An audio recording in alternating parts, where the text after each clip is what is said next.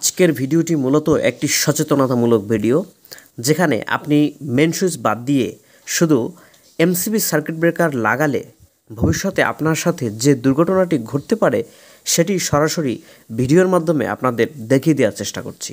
ভিডিওর শুরুতেই আপনারা একটি কিটক্যাট ফিউজ আর একটি সার্কিট ব্রেকার দেখতে পাচ্ছেন।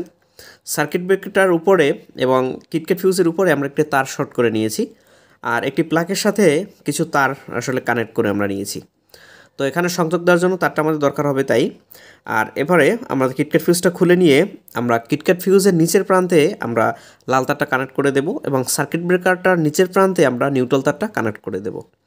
তো আপনারা এটা খুব শক্তপোক্তভাবে করবেন। যারা ইলেকট্রিশিয়ান আছে তারা এটি ট্রাই করতে পারেন পরীক্ষা করার জন্য, আর যারা ইলেকট্রিশিয়ান নন তারা আসলে কাজটি করতে যাবেন না, হয়তো বিপদ ঘটতে পারে। যারা আসলে কাজ না জানেন, জাস্ট শিখে নেন কী জন্য আপনি এটা আপনার ঘরে কেন আপনি বাধ্যতামূলক মেন সুইচটা কেন লাগাবেন। তো এরপরে আমরা ফেস নিউট্রাল তারটা দেখুন আমরা কিভাবে লাগিয়ে নিয়েছি। এখানে লাল তারটা লাগানোর পরে এখানে উপর প্রান্ত কালো তারটা হয়ে সার্কিট ব্রেকারের উপরে ঢুকছে, আর নিচের প্রান্তে নিউট্রাল ঢুকছে সার্কিট ব্রেকারের। তো ব্যাপারটা আপনারা দেখতে পাচ্ছেন। তো আজকের ভিডিওটির মূল বিষয়টি এটি হচ্ছে যে কেন আপনি এই সার্কিট ব্রেকারের সাথে, সার্কিট ব্রেকার তো লাগাবেন, মাস্ট বি লাগাবেনই, কিন্তু তার সাথে কেন আপনি এই কিটক্যাট ফিউজ অথবা কাট আউট অথবা মেন সুইচ যাই বলেন সেগুলো কেন লাগাবেন। তো এটা আমরা পরীক্ষা করে সরাসরি আপনাদের দেখাবো, আপনারা একটু মনোযোগ সহকারে দেখুন ভিডিওটি। তো দেখুন আমাদের এখানে লাগানোটা কিন্তু একদম কমপ্লিট হয়ে গেছে, আর আমি আগেই বলেছি এটা একটা 16 এম্পিয়ারের কাট আউট আর 16 এম্পিয়ারের একটি আপনার কিটক্যাট ফিউজ।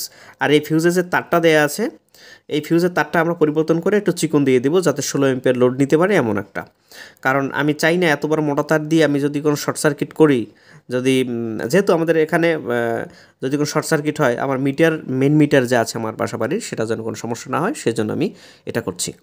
তো আমাদের বিদ্যুতের যে একটা সকেট আছে সেই সকেটটা আমরা লাইন দিয়ে দিয়েছি। এরপরে এই যে কিটক্যাট ফিউজের তারটা দেখুন একদম মিডিয়াম মোটামুটি আর কি 16 এম্পিয়ার লোড নিতে পারে এমন একটা কিটক্যাট ফিউজ দিয়ে দিয়েছি, আর 16 এম্পিয়ারে দেখতে পাচ্ছেন। তো এরপরে এই যে বিদ্যুৎ লাইন আমাদের কিন্তু সকেটে চলে আসছে, মাল্টি সকেটে। তো আপনারা একটু খেয়াল করে দেখবেন এখন থেকে ভিডিওটি, যারা আসলে এতক্ষণ দেখেছেন আশা করি বাকি সময়টুকু আপনারা মন দিয়ে দেখবেন। তো দেখুন এই যে এখান থেকে বিদ্যুৎটা এখানে চলে আসলো। তো এখন আমাদের মূল বিষয় হচ্ছে এখানে এই যে কিটক্যাট ফিউজ বা কাট আউট আছে, কাট আউটটা আসলে পোড়ার কথা না, কারণ ওটা পূর্বে যখন তার আগেই আসলে আমাদের এই কিটক্যাট ফিউজের আগে আপনার এই সার্কিট ব্রেকারটা পুড়ে যাবে কি মানে পড়ে যাবে, ট্রিপ করবে। তো এটাই হচ্ছে মূল কথা। কিন্তু দেখি আমরা এখন টেস্ট করব, দেখার পরে দেখি কোনটা কি হয়। তো দেখুন আমরা যখন অন করেছি দেখুন আমাদের আলোটাও কিন্তু একটা কাপ দিচ্ছিল, যেখানে আলোটা জ্বালানো বাতিটা আমাদের। তো দেখতে পাচ্ছেন কিন্তু কাট আউট কিন্তু পুড়ছে অলরেডি, আমি যে বুঝতে পারছি, কিন্তু আমাদের যে সার্কিট ব্রেকার সেটা কিন্তু এখন আমাদের পুড়ছে না। তো দেখতে পাচ্ছেন এই যে সার্কিট ব্রেকারটা কিন্তু পড়েনি, কিন্তু এই যে কিটক্যাট ফিউজ সেটা কিন্তু পুড়ে গেছে।